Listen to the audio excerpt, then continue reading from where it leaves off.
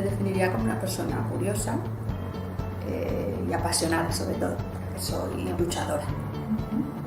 Me gusta esforzarme hasta el final, pues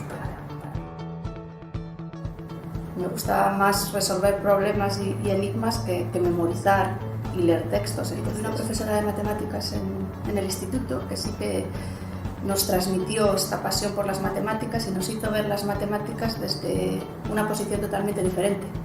Nos mostró más el lado divertido, el lado aplicado de las matemáticas, pues a través de juegos, de competiciones en clase y con problemas prácticos.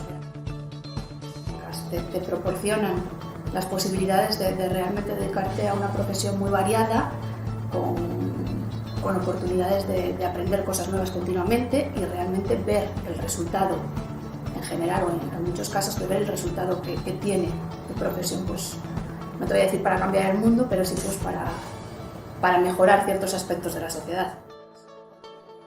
El acercamiento de personas como nosotros a los institutos, o incluso el año pasado nosotros tuvimos niños que vinieron aquí al centro de investigación a ver un poco el día a día del trabajo, eso podría ayudar bastante.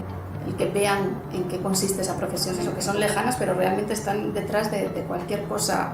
Las matemáticas en sí, que todo el mundo piensa que es algo que no es tangible, pues desde el supermercado, el banco, hasta saber qué tiempo va a hacer mañana, todo básicamente hay modelos matemáticos detrás de todo.